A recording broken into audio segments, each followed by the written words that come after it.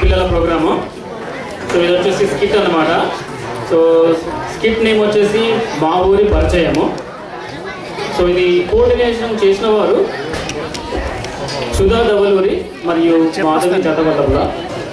మరి ఇది పర్ఫార్మెన్స్ చేసిన వారు అభినవ్ గణేష్ కోక, అమోఘ కోక, కశ్యప్ కల్వకోట, కృతిక జతవల్లభ, మేఘన ముదునూరి, సాహిబ్ దొడ్డిపల్లి, సుజిత్ పెండేకంటి మరియు విపుల్ సంగరాజు. సో చూద్దామా మరి. అందరికీ నమస్కారం. ట్రైబల్ దూరదర్శన్ మా ఊరు పరిచయం కార్యక్రమానికి స్వాగతం, సుస్వాగతం. ఈ కార్యక్రమాన్ని మీకు సమర్పిస్తున్న వారు సిలికానాంధ్ర మనబడి ప్రభాసం విద్యార్థులు. ఈ రోజు మీ అందరినీ ఆంధ్రప్రదేశ్లోని తమ ఊళ్ళకి తీసుకువెళ్ళడానికి మా సిలికానాంధ్ర మనబడి విలేకరులు సిద్ధంగా ఉన్నారు. మరి మీరు సిద్ధమేనా? ముందుగా నేను అమోఘ కోక మా ఊరు తీసుకెళ్తాను. మా ఊరంటే మా నాన్నమ్మ తాతగారు ఉండే ఊరు అనమాట. ఆ ఊరంటే నాకు చాలా ఇష్టం. ఎందుకో తెలుసా? అక్కడ మా నాన్న పుట్టారు కాబట్టి. తెలుగుదేనయ్యన్న దేశంబు తెలుగేను, తెలుగు వల్ల ఉండ తెలుగొకొండ, ఎల్లవారు వినగ ఎరుగవే బాసాడి, దేశ భాషలందు తెలుగు లెస్స అని తెలుగు భాష గొప్పతనాన్ని చాటి చెప్పిన శ్రీకృష్ణదేవరాయలు వారు ఏలిన రతనాల సీమ రాయలసీమలోనిది అనంతపురం. అనంతపురానికి బుక్కరాయలు అతని భార్య అనంతాదేవి పేరు మీద అనంతపురి అని పేరు పెట్టాడు. పెనుగొండ కోట విజయనగర రాజుల రాష్ట్ర రెండవ రాజధాని. పెన్నా హోబిలంలో పెన్నా నది ఒడ్డున శ్రీ లక్ష్మీ నరసింహస్వామి వారి దేవాలయం ఉంది. లేపాక్షిలో అతిపెద్ద ఏకశిలా నంది విగ్రహం ఉంది. దగ్గరలోనే శివాలయంలో 30 అడుగుల ఎత్తులో చుట్టుకున్న పాము శివలింగం ఉంది. కదిరి సమీపంలో తిమ్మమ్మ మర్రిమాను 5 ఎకరాల వరకు విస్తరించింది. ఈ చెట్టు 1989లో గిన్నిస్ బుక్ ఆఫ్ వరల్డ్ రికార్డ్స్లోకి అతిపెద్ద వృక్షంగా నమోదైంది. కదిరిలో శ్రీ లక్ష్మీ నరసింహస్వామి వారి దేవాలయం కూడా ఉంది. ఇక ధర్మవరం పట్టు వస్త్రానికి ప్రసిద్ధి. స్పెయిన్ క్రీడాకారుడు రఫీల్ నాడల్ అనంతపురంలో టెన్నిస్ స్కూల్ని స్థాపించాడు. సత్యసాయిబాబా ప్రశాంతి నిలయము పుట్టపర్తిలో ఉంది. ఒకప్పుడు భారత రాష్ట్రపతిగా, ఆంధ్రప్రదేశ్ ముఖ్యమంత్రిగా, ఉప ముఖ్యమంత్రిగా, లోక్సభ స్పీకర్గా, కేంద్ర మంత్రిగా పదవులు అలంకరించిన నీలం సంజీవరెడ్డి గారు అనంతపురానికి చెందినవారే. ఇకపోతే ముఖ్య పంటలు వేరుశనగ, వరి, పత్తి, జొన్న, మిర్చి, నువ్వులు మరియు చెరుకు.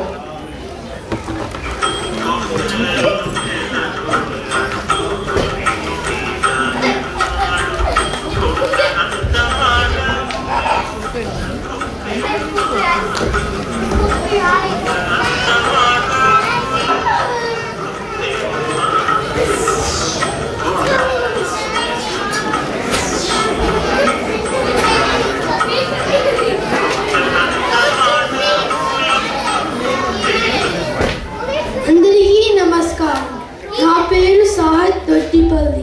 మనం ఇప్పుడు కడప గురించి తెలుసుకుందాం. కడప ఆంధ్రప్రదేశ్ రాష్ట్రంలోని రాయలసీమ ప్రాంతంలో ఒక నగరం. తిరుమల శ్రీ వెంకటేశ్వర స్వామికి గడప కావటంతో దీనికి ఆ పేరు వచ్చింది. కొండలలో నెలకొన్నకోని రాయుడువాడు లాంటి ఎన్నో సంకీర్తనలు రచించిన శ్రీ తాళ్ళపాక అన్నమాచార్య గారు కడప జిల్లా తాళ్ళపాక మండలంలో జన్మించారు. విశ్వదాపి నామ వినరవేమ అంటూ బహుసరళంగా శతకాలు రచించిన యోగి వేమన గారు కడప జిల్లాకు చెందినవారే. ప్రసిద్ధి కవి అల్లసాని పెద్దన్న, కవిత్రి మొల్ల కడప ముద్దు బిడ్డలే. భవిష్యత్ గురించి చెప్పిన శ్రీ పోతులూరి వీరబ్రహ్మేంద్ర స్వామి గారు కడప గారే. ప్రఖ్యాతిగాంచిన సురభి నాటకాలు కడప జిల్లాలో మొదలయ్యాయి. ప్రముఖులు వైఎస్ రాజశేఖర్ రెడ్డి, బి నాగిరెడ్డి గారు కడప జిల్లాకు చెందినవారే.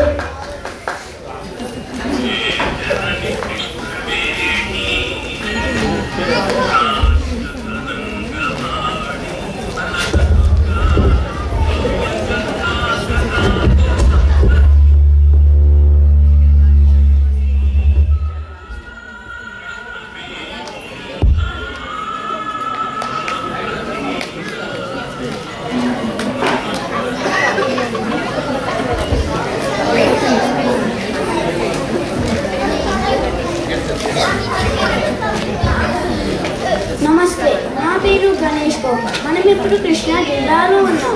కృష్ణా జిల్లాకు ఆ పేరు జిల్లాలో ప్రవహించే కృష్ణా నది వల్ల వచ్చింది.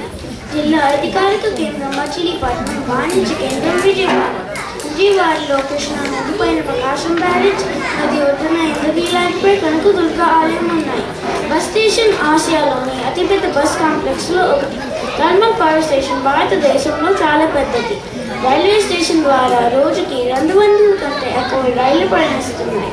విజయవాడ పక్కనే గన్నవరం విమానాశ్రయం ఉంది. ఉయ్యూరు షుగర్ ఫ్యాక్టరీ భారతదేశంలోని అతిపెద్దది. కొండపల్లి చెక్క బొమ్మలకి ప్రసిద్ధి. భారతదేశ జాతీయ పతాక రూపకర్త పింగళి వెంకయ్య గారు, కూచిపూడి నాట్య రూపకర్త సిద్ధేంద్ర యోగి, ప్రముఖ గాయకులు ఘంటసాల గారు, కవి సామ్రాట్ విశ్వనాథ సత్యనారాయణ గారు, సంగీత విద్వాంసులు బాలమురళీ కృష్ణ గారు, ప్రఖ్యాత సినీ నటులు మాజీ ముఖ్యమంత్రి వీరంతా కృష్ణా జిల్లా ముద్దుబిడ్డలే.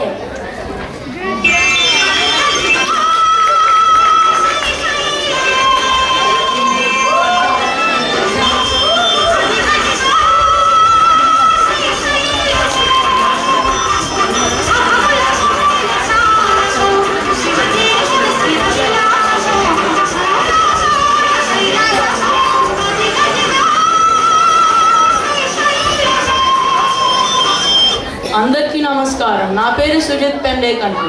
ఇప్పుడు కర్నూలు విశేషాలు తెలుసుకుందామా? మరి పూర్వం కర్నూలుని కండనవోలు అని పిలిచేవారు.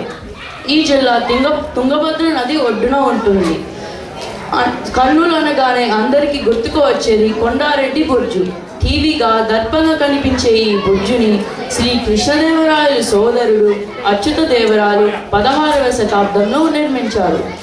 ఇక్కడున్న శ్రీశైలం ఆనకట్ట ఆంధ్ర రాష్ట్ర ప్రజలకు వ్యవసాయం, విద్యుత్ శక్తి మరియు త్రాగునీటి సరఫరాకి ఉపయోగిస్తారు.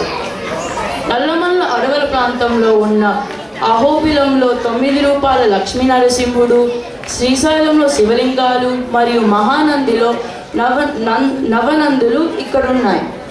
మాజీ ముఖ్యమంత్రులు దామోదరం సంజీవయ్య గారు, కోట్ల విజయ్ భాస్కర్ రెడ్డి గారు, ప్రముఖ మిఠాయి పొందిన శ్రీ జి పుల్లారెడ్డి గారు మరియు మాజీ గవర్నర్ పెండేకంటి వెంకట సుబ్బయ్య గారు ఈ జిల్లాకి చెందినవారే.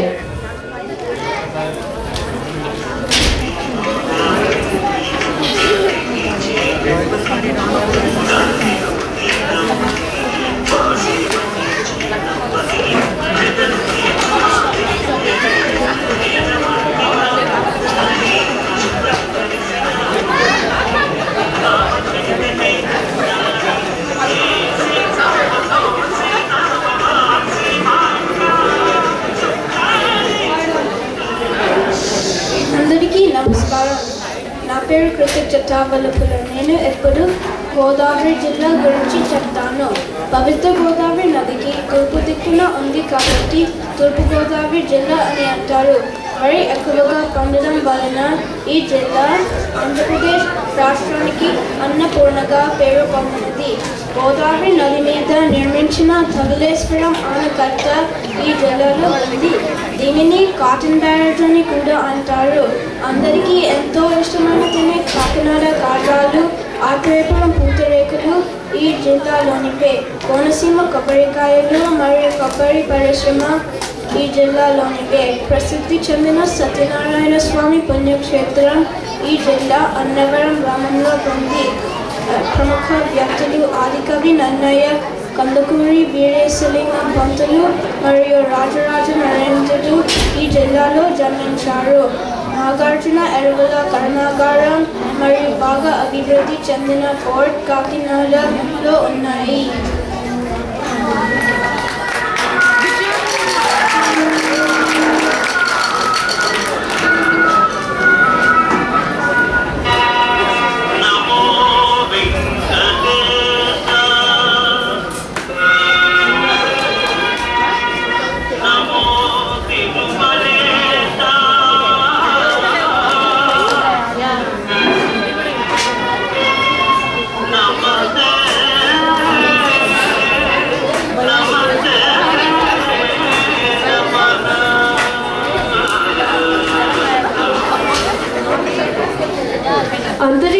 నమస్కారం. నా పేరు విపుల్ సంగరాజు. ఇప్పుడు నేను తిరుపతి గురించి చెప్తాను. తిరుపతి పుణ్యక్షేత్రం భారతదేశంలో ఉన్న ముఖ్యమైన పుణ్యక్షేత్రాలలో ఒకటి. తిరుపతి దక్షిణ ఆంధ్రప్రదేశ్లో చిత్తూరు జిల్లాలో ఉంది. ప్రపంచ ప్రసిద్ధి చెందిన శ్రీ వెంకటేశ్వర స్వామి ఆలయం తిరుమలలో ఉంది. ఈ ఆలయం 7 శిఖరాల మధ్యలో ఉంది. ఈ 7 శిఖరాల పేర్లు శేషాద్రి, నీలాద్రి, గరుడాద్రి, అంజనాద్రి, వృషభాద్రి, నారాయణాద్రి మరియు వెంకటాద్రి. ఈ 7 శిఖరాలను సప్తగిరులు అని కూడా అంటారు. స్వామి వారిని ప్రతిరోజు లక్షలాది మంది భక్తులు దర్శించుకుంటారు. తిరుపతి కొండ మీద అందరికీ బాగా ఇష్టమైనది స్వామివారి లడ్డు. తిరుపతి లడ్డు చాలా రుచిగా ఉంటుంది. ఇక్కడ శ్రీ వెంకటేశ్వర విశ్వవిద్యాలయం మరియు మొదటి మహిళా విశ్వవిద్యాలయం పద్మావతి విశ్వవిద్యాలయం ఉన్నాయి. నా తల్లిదండ్రులు శ్రీ వెంకటేశ్వర విశ్వవిద్యాలయంలో ఇంజనీరింగ్ చదువుకున్నారు. తిరుపతికి వెళ్ళిన వారు చుట్టుపక్కల దేవాలయాలు, చంద్రగిరి కోట, శ్రీకాళహస్తి మరియు కాణిపాకం వెళ్ళవచ్చు. తిరుపతికి వెళ్ళిన వారు మళ్ళీ మళ్ళీ వెళ్ళాలనుకుంటారు.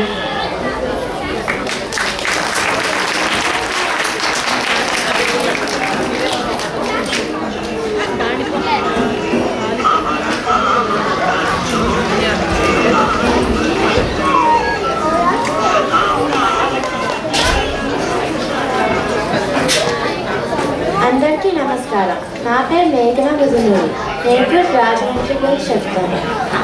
రాజమండ్రి తూర్పు గోదావరి జిల్లాలో గోదావరి నది కొట్టున ఉన్న ఒక పెద్ద నగరము. ఉభయ గోదావరి జిల్లాలకు వాణిజ్య కేంద్రము. రాజమండ్రి ఆంధ్రప్రదేశ్లోని 4వ అతిపెద్ద నగరము. ఇది రాజరాజ నరేంద్రుడు పరిపాలించిన చారిత్రక స్థలం. ఎందరో మహానుభావులు, అందరికీ వందనాలు. కందుకూరి వీరేశలింగం పంతులు గారు మరియు మహాభారత రచించిన నన్నయ్య భట్టు ఇక్కడ జన్మించారు. ఇక్కడ పవిత్ర గోదావరి నదిలో 12 ఏళ్ళకు ఒకసారి పుష్కరాలు చాలా ఘనంగా జరుగుతాయి. భక్తులు గోదావరిలో స్నానం చేసి తరిస్తారు. ఈ గోదావరిని దక్షిణ గంగగా కూడా చెప్తారు. British engineer sir Arthur cotton ఇక్కడ గోదావరి నదిపై అణికట్టును నిర్మించారు. ఇక్కడ వస్త్రాలు, పంచదార, పేపర్ మిల్, ఓఎన్జీసీ మొదలైన పరిశ్రమలు ఉన్నాయి.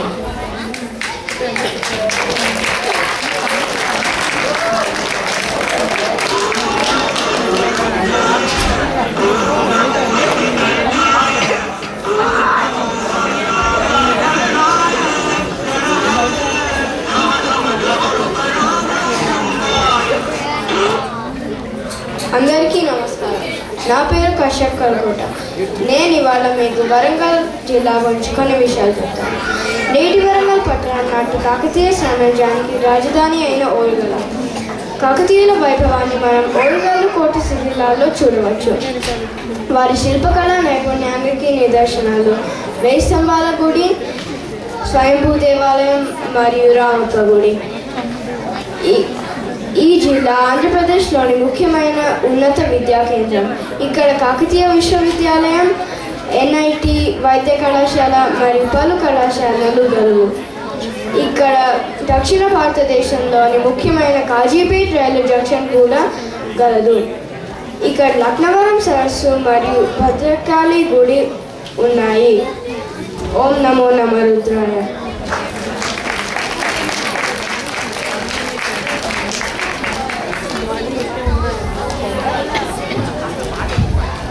ఈ ప్రోగ్రామ్ మీకు చాలా నచ్చిందంటే మళ్ళీ చూడాలంటే www.youtube.com వెళ్ళి మళ్ళీ చూడండి. మరియు మీరు మీ ఊరిని పరిచయం చేసుకోవాలంటే వెంటనే మనబడికి SMS చేసి మన బిల్లో చేరండి.